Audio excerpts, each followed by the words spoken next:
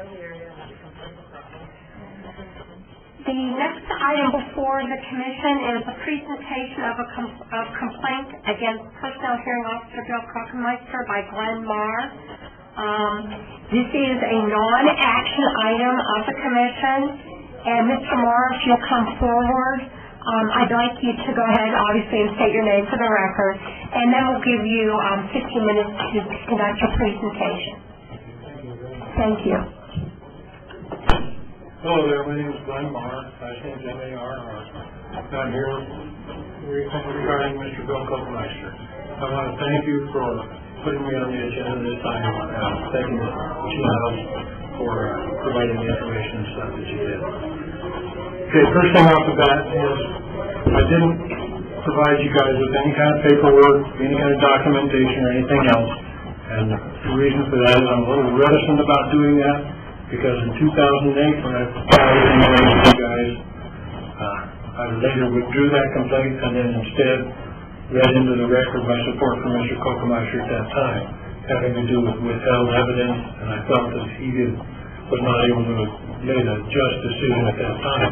However, the complaint that I made ended up in the hands of the state's opposition against me, and there was one particular item in there which I was easily able to identify that was never presented in any of the testimony or evidence that had been provided up to that point in time in my case, that appeared before the grand jury or before the Nevada Supreme Court. So that's why I'm a little reticent about issuing anything. Now, if you guys want to conduct a real bona fide investigation, you know, with a legitimate group, whatever, I've got all the information. I'm more than happy to supply it. I'm more than happy to testify in court to this stuff. Okay. September 20, 2011, I came before you and voiced my concerns about Mr. Kockenmeister and concerning a written affidavit that I issued to Mr. Ty Robin, and I believe you guys have all received a copy of that. That's what I've been informed of. Okay, my submission was real, it was factual, and it deserves serious attention. Now I'll go back to 2008, June 7th, when I delivered my 18-page complaint to you guys. It was to be used at his contract renewal hearings. I understand they're coming up again here pretty quick too. Prior to the commission hearing, my wife Sally, who's here present at this time, contacted SNEA Representative Joe Vandenberg and told him that we were going to file a complaint against Kockenmeister. Well, Vandenberg then got on the telephone with Mr. Kockenmeister, and back and forth between the two of them and stuff, they came up with a letter, which I've got a copy of, a little bit out of it and stuff, concerning what I would call fraud upon the court. It also violated your hearing officer rules 8.3A through C. And I didn't bring copies of those and stuff. You can look us up, but I only have 15 minutes here, so I'm going to try to keep it short. Anyway, in Kockenmeister's letter, he says, Dear Mr. Vandenberg, you asked me the proper procedure when a hearing has been completed and an order issued and an employee believes the agency has withheld evidence. It is my opinion that the proper procedure is to file a petition for reconsideration or rehearing and indicate the evidence the employee believes is withheld by the agency. Okay. Later I was told that this letter basically constitutes a bribe. What it amounted to was, if I dropped my complaint, that he would give me a rehearing. This letter basically said he would give me a rehearing if he could indicate that there was withheld evidence. So I went out and I paid over $5,000 to an attorney to file a petition for reconsideration according to his instructions here. I filed that petition for reconsideration September 28, 2008. The state, in opposing that, said the state Supreme Court has consistently explained the timely notice to vest the district court of jurisdiction to us and vest jurisdiction in the court. Because the case was at the Supreme Court at that time, Mr. Kockenmeister did not have the authority to even reconsider a petition. In this case here, he has told Vandenberg, myself, and my wife standing right outside the door here after the hearing and stuff, that, oh yeah, submit this thing directly to me. And when Vandenberg asked him, says, well, what about jurisdiction? This thing's in front of the Supreme Court. And he says, that doesn't matter. It's a different issue. Well, the state said, no, it's not a different issue. November 1st, 2008, Mr. Kockenmeister issued a dismissal of my petition for reconsideration. And in that he says, I don't have jurisdiction because it's the Supreme Court. So he lied to me. He lied to everybody. That's fraud upon the court. And according to what I've read in here, the Seventh Circuit Court of Appeals has said that when a judicial officer conducts fraud upon the court, any decisions by that officer are null and void. Any questions on that?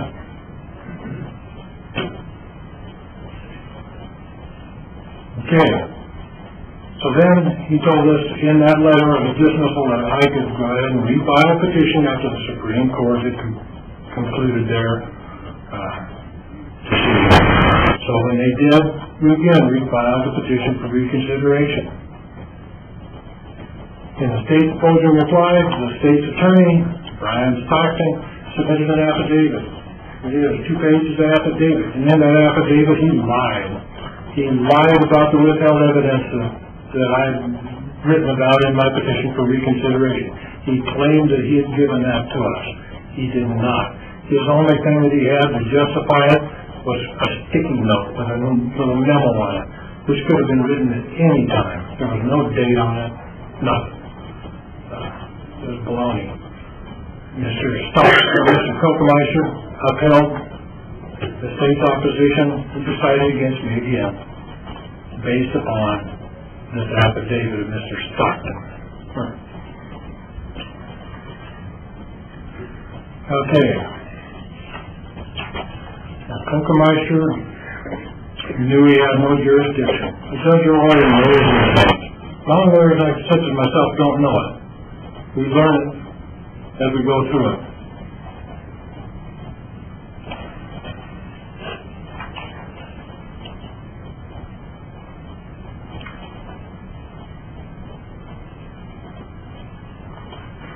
Okay.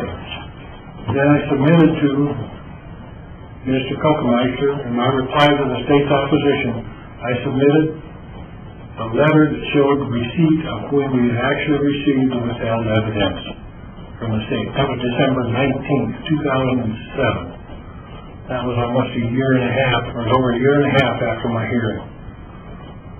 And it definitely showed that Stockton had lied. However, Mr. Kockenmeister went ahead and he upheld the state's argument. Now,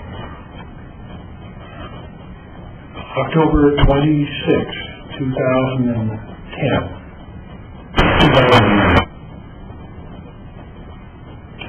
I filed a reply to the opposition.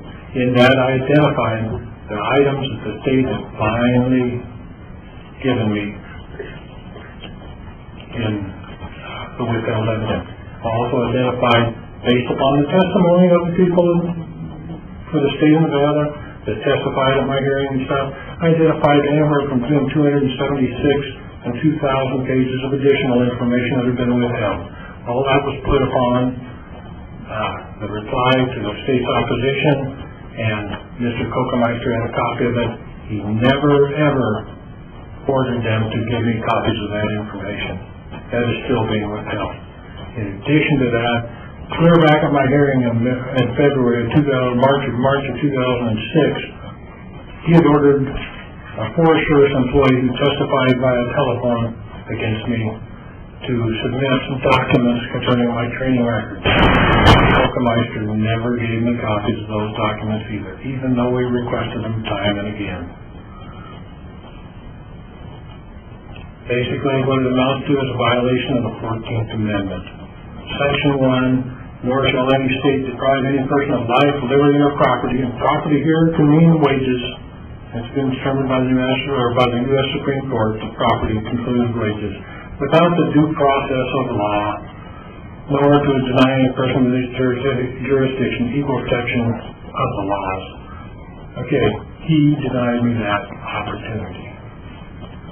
Now, in his contract, it states in there that the hearing officer shall abide by the rules of the state of Nevada.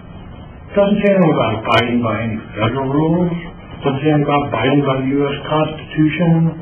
It doesn't say anything along that line. Just by the laws of the state of Nevada. Do you think maybe that needs to change?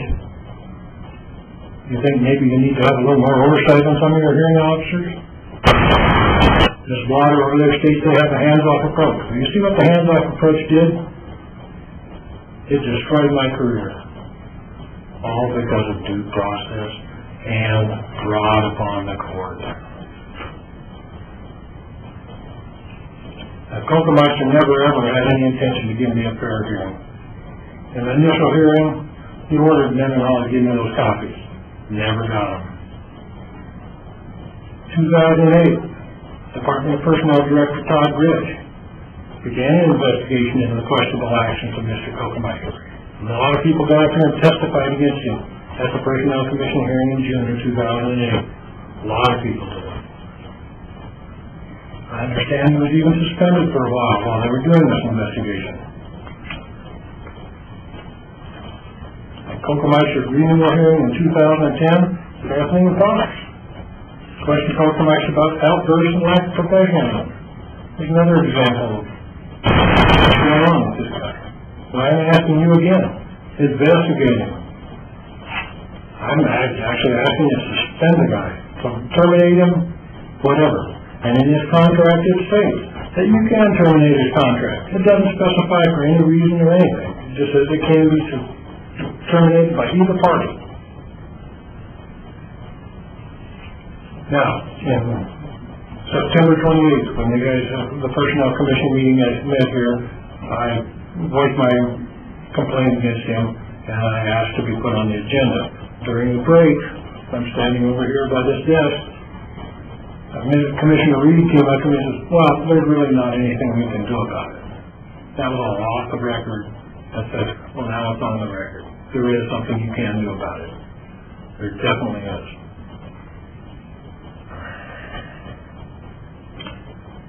What do you want to do about it? You want to do your own personal investigation, through your own investigative agency, do you want to bring in an outside agency? Would you like to convene a grand jury? There's all kinds of possibilities here. But something needs to be done.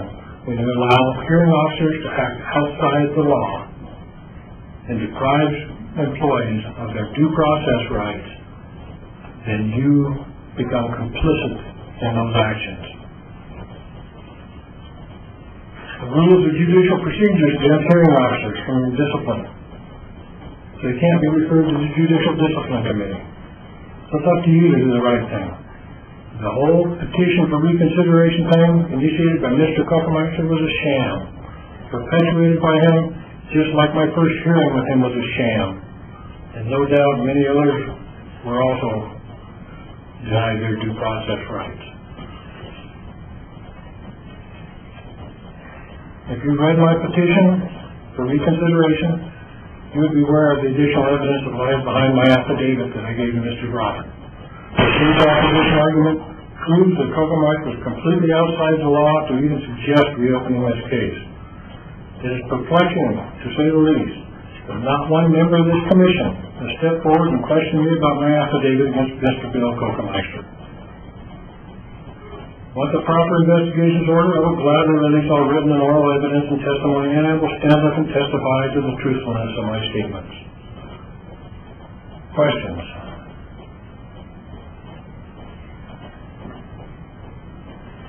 Mr. Mager, do you have any questions? No, ma'am. Okay, this is a non-action item of the commission. Thank you.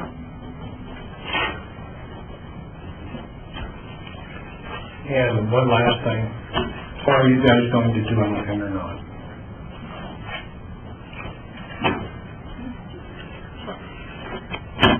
Mr. Marr, we appreciate the information you provided. Or the Personnel Commission is not granted the power or the duty to conduct investigations of hearing officers, so that will not occur. Okay, for you particularly, have you reported him to the state bar yet? That is not my responsibility. Yes, it is. It's every attorney's Mr. Marr, we're not going to argue with you. It's in the rules of professional conduct. That is not my duty. You have violated the rules of professional Your conduct. remedy was judicial review. No. That is the remedy. No. When a hearing, when an attorney, or in this case, a hearing officer who's nothing more than an attorney, violates the rules of professional conduct, it is required that you report them. Now, I gave you a list of questions also at this last meeting. Do you have answers to those questions? I'm finished speaking with you about this, Mr. Marr. Just inviting you to the Personnel Commission. Okay, you shall be Mr. Marr, I'm not going to argue with you. You shall want to be be escorted by reported to Capitol the Police? state bar.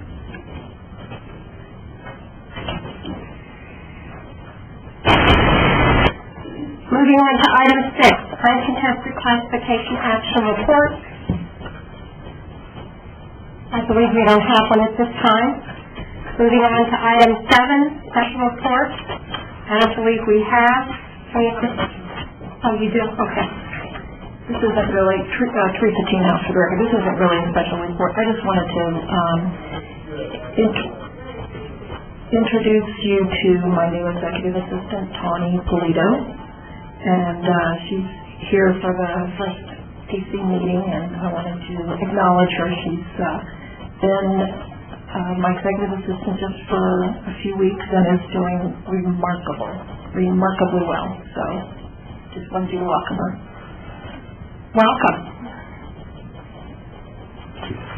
Moving on to item 8, public comment. No vote or action may be taken upon a matter raised under this item of the agenda until the matter itself has been specifically included on the agenda as an item upon which action may be taken. NRS 241.020.